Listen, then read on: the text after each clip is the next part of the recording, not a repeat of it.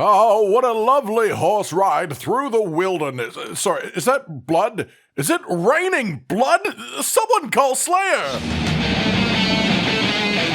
Ladies, gentlemen, and Harajam of all ages, as you progress along your journey in Diablo 4, you will find a whole new host of mechanics start opening up, new systems that affect your gameplay in more of a larger sense. Specifically, once you reach World Tier 3, the world around you will start to change a little bit. A big part of that change specifically is that you have officially reached the beginning of the end game. One of the major mechanics of the end game is the Helltide. Occasionally, a Helltide will start. You can see it on your map as a zone that is just absolutely blood red compared to normal, and when a Helltide starts, it will last for an hour before disappearing. You don't really know ahead of time when one happens, it just sort of does come up, but you do get a notification in the game when one is starting if you are playing on World Tier 3 or above, just in general. Before we dive entirely into what the Helltide is properly and how to make the most use of it, we should have a quick chat about what you stand to gain from it. Legendaries, and also more Legendaries. Of course, uniques as well, as they're in that same pool, but Helltides are also one of the easier ways to target unique specifically.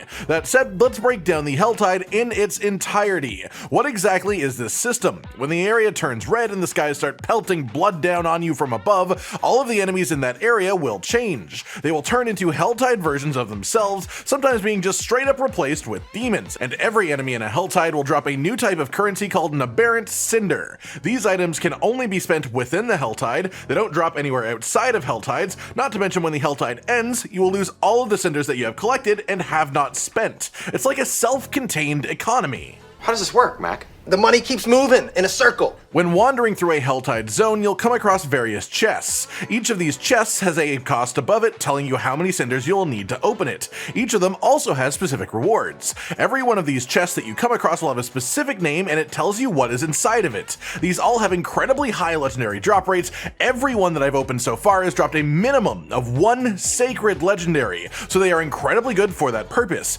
It's also important to mention that sacred legendaries simply have higher roll potential on their effect than non-sacreds, so you really want to get sacred legendaries once you can.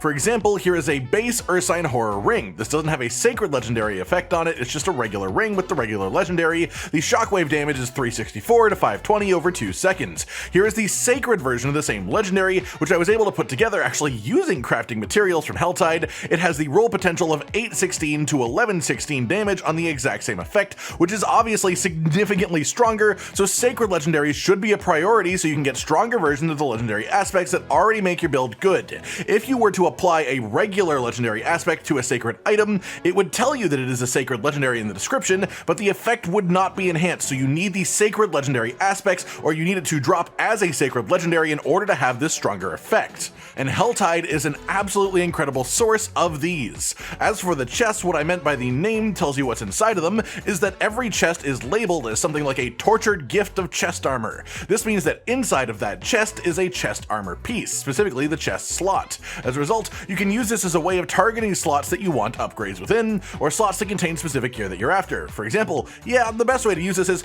hey, my helmet hasn't gotten an upgrade in ages. I guess I should probably have a new one and actually catch it up to the actual gear level I should be at. I'll go open a Helltide helmet chest real quick.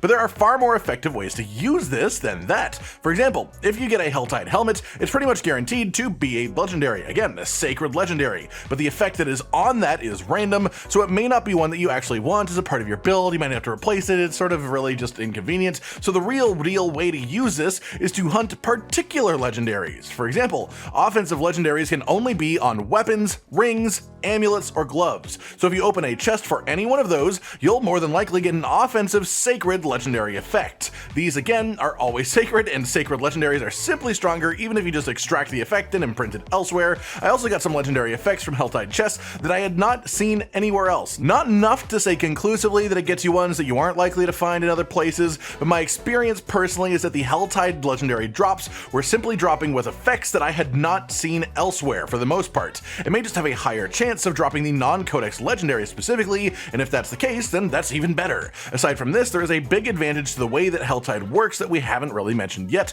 which is unique items. A unique piece of gear is essentially an ultra legendary. legendary. It cannot be extracted, it cannot be imprinted, it only exists on one specific piece of gear, and it cannot be moved. It has a unique name, and it will only ever drop on one piece of armor. I currently have Insatiable Fury equipped as a pulverized druid. This will only ever be on a chest piece. It always has the same collection of stats on it, just with different potential rolls of those stats. That said, the Helltide is a perfect location to try and hunt these in particular. You have two options when looking for uniques. Either just do an activity that gets you lots of legendaries in a small amount of time, and hopefully a unique will drop as a result. Something like a world boss is excellent for this, but this gives you no control over what actually does drop. Alternatively, Helltides are great for that reason. Yes, the amount of time to get each legendary is a bit higher than other activities, but the fact that you can specifically target one slot means you can specifically target one unique. So it's great for that purpose, especially if you know what unique piece of gear that you want to get. That said, Helltides are harder than general overworld content usually, so I wouldn't really recommend doing a Helltide unless you are comfortably settled into World Tier 3,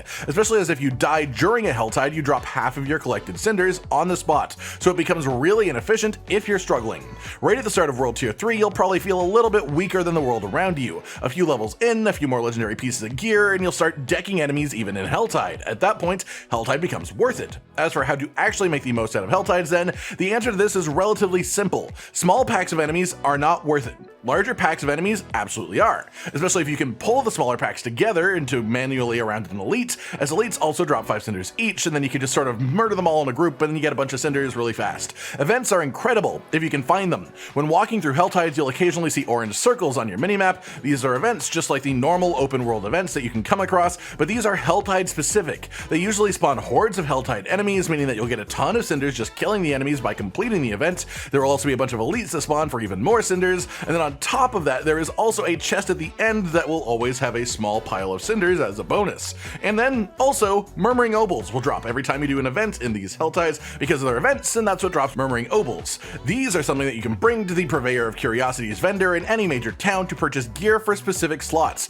Again, this is a great way to actually hunt both legendaries and uniques because you can look for specific slots from this vendor. In World Tier 3, make a point of buying things from the vendor marked as sacred, the ones with the glowing aura around them. Every time you log out and back in, it will reset which items they're selling that are sacred or not, so just do that until your desired slot is highlighted, and then this is another good source of legendaries and sacred, which also happens to be fueled by doing the events within the Helltide, and that is an incredible source of doubling up, especially for going for the same concepts. Past this, there are also 2 specific crafting materials that you can only get from Helltide that are particularly important as well: Fiend Roses and Forgotten Souls. Fiend's Roses are used for enchanting legendary items, which is when you go to the occultist and ask them to change one of your stats on a piece of equipment to another stat of any kind. You need this material to do that with legendary items, simple as that.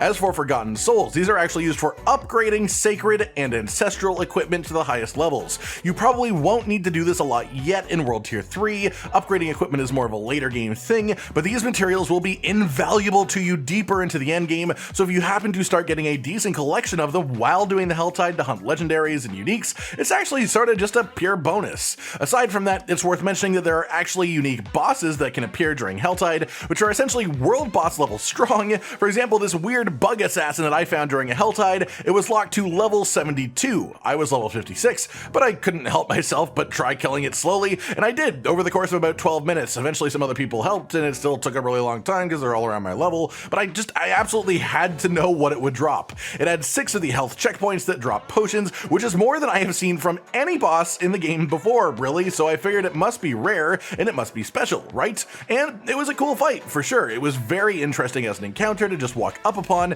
but when it died, it didn't actually drop a single piece of equipment as loot. I don't know if I was particularly unlucky or what, but I was really hoping for a nearly world boss level drop pool, a number of sacred legendaries, but it just didn't drop a single piece of equipment for me. It did drop a number of cinders, which was nice, about 4 Fiend Roses and 3 Forgotten Souls as well. Forgotten Souls do seem to be a bit rare. I have not found many of those, so if nothing else, this was a good source of those. And surely, when you are actually closer to level 72 maybe, you'll kill it in a much more reasonable time than I did, which will actually make it worth it. But even if you can survive its attacks at level 56, it's not really worth it with that much of a level disparity for sure, at least as far as I can tell. And that's about it then, really. Helltides are essentially an endgame farmable version of the Purveyor of Curiosities that can also be used to fuel the Purveyor of Curiosities. They last for 1 hour when they spawn, and the spawns are unpredictable. They take over a random area and fill it with new and enhanced enemies, and they drop a unique currency that only applies to the Helltide.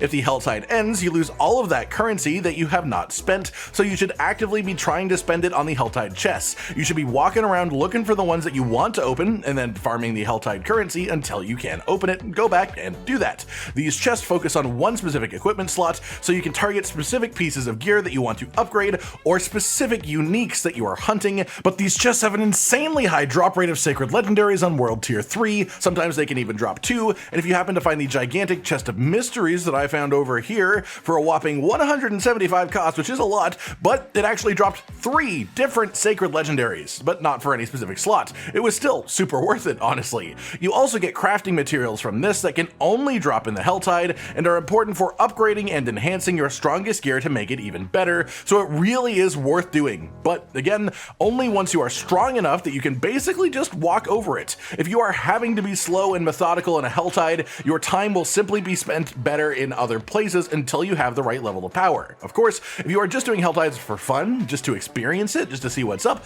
that's another story. Go ahead, enjoy yourself. But if you are trying to use them for gearing efficiency, then that's the way it is. I hope you've enjoyed this guide to the Helltide system in Diablo 4's Endgame. I've enjoyed my time with this system so far, and I imagine it will just get more and more rewarding in World Tier 4 when we start having ancestral legendaries and uniques as potential drops to replace our current gear. Like if you like the video, subscribe and hit the notification bell for more, and most importantly, ladies and gentlemen, until next time, stay sweet.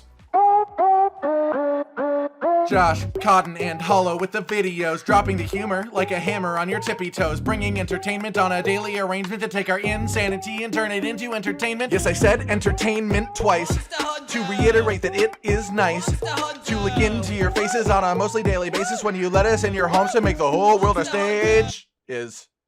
Goodbye.